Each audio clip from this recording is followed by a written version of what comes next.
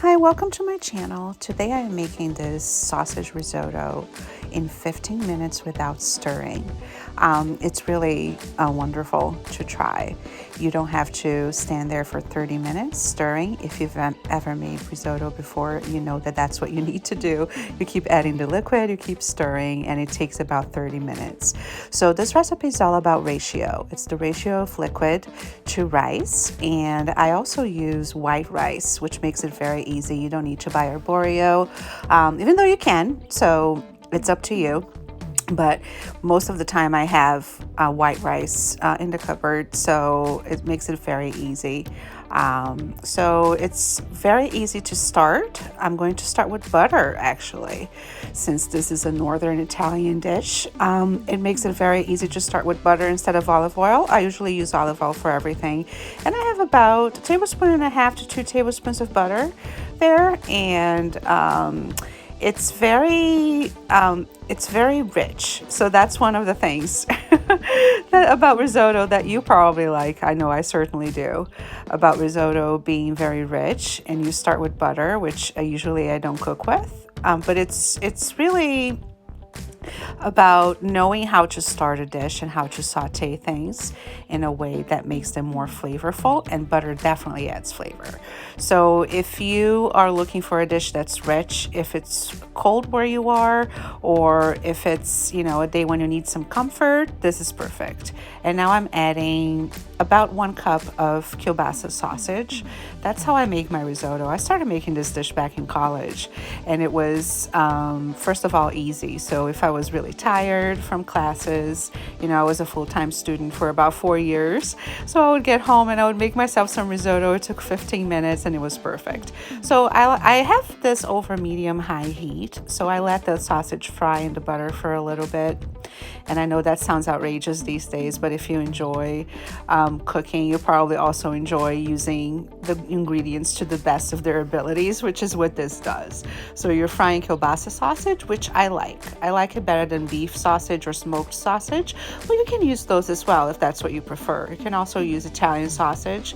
I just always make it with kielbasa, which I really like.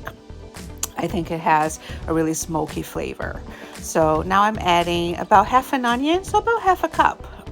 If it's a medium onion, it's very easy to cut up an onion, and you'll find it on YouTube. If you've just started cooking and you don't know how to cut up an onion, it can be a little bit of a learning curve there, but as long as you have a good knife, you're all set.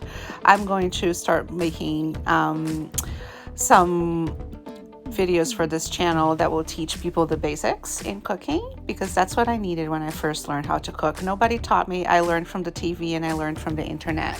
So that was something that I wish I had someone to show me. YouTube was not a thing back then. This was a while ago. So that's how I learned, but I had to teach myself everything that I know now through trial and error, which is why YouTube is such a great platform. So you let this saute for a bit. The onions and the sausage at this point smell really good. So if you're making this for a family, your family will start coming into the kitchen for sure. And now I'm adding about 4 cloves of garlic. I like my food garlicky. This, by the way, makes enough for about 2 hungry people, I think, as a main dish. If you're looking for a side dish, that can happen as well. You would just have smaller amounts, so maybe it would serve 4 if it were as a side dish, but this is enough for 2 people. I make it with white rice, as I mentioned, and that's what I'm going to add next. So this is half a cup of white rice, and feeding 2 people on half a cup of white rice is a really good deal. If you are used to buying groceries now and you have seen how much prices have increased, this is a really good dish to make. It's budget friendly, and the kielbasa is less expensive than other sausages that you can buy. So that really helps as well. And then next is the ratio. So I have 1.5 cups of chicken broth there that I'm going to add next. So it's half a cup of rice and 1.5 cups of chicken broth. So it makes it really tender. The rice cooks really well at that ratio, and you'll see that this bubbles up. This is over medium high heat, and then I'm going to cover it and then lower the heat to low. Low to medium low, it depends on your stove. So you want it to be simmering a bit. So that's, I'm adjusting the heat there. So I'm going to cover this and let it cook for 15 minutes. And that's all there is to it. It's really easy. So you don't need to stir, you don't need to do anything. So you'll see me stirring it up, and then the liquid has been absorbed. So you'll be able to see how well the rice has cooked. I think it will show on camera. You can see that there's no liquid on the bottom. Everything has been absorbed, and the rice is cooked really well, and so are the vegetables. So this is easy to make. You don't have to stand there and stir. And I'm going to add some cream later. And right now I'm adding half a cup of cheddar cheese and about a quarter cup of Parmesan cheese.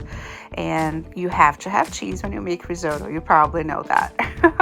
And I know this isn't authentic. Listen, I'm Italian on both sides. I know how to make risotto. I know you're not supposed to add cream at the end. I actually add sour cream, so I'm even naughtier when it comes with, to that. So I'm going to add sour cream next. About a third of a cup is the amount that I like, but this is all to taste. That's what's great about cooking. You add things to your taste. You taste it, you see if you want more of this, less of that, so that next time you know how to make it. So I'm adding about 1/3 of a cup of sour cream, and that makes it delicious. So it really gives it creaminess, which you want in a risotto. Otherwise, it's just rice cooked in chicken broth, and the ratio allows it to cook really well, but the creaminess comes from the rest of the ingredients, and it tastes just like risotto. So I actually, in my family, call this mock risotto. I will not call it a regular risotto. So, and that's, what it looks like at the end. It's creamy, it's delicious, it's well cooked. It took 15 minutes, and you can make this for a family. You can double or triple this recipe really easily because it's all about ratios. If you have enough chicken broth, then you will be all set. And if you measure your ingredients correctly, that also makes a big difference. So you'll see how easy it is to make, and you can make this for a big family or for a small family if it's just for yourself. If you're just learning how to cook, this is a great dish to start with because it makes it really easy to put food on the table. And that's what all of us want now. We want easy things. Nobody has the time for that. And thank you for being here.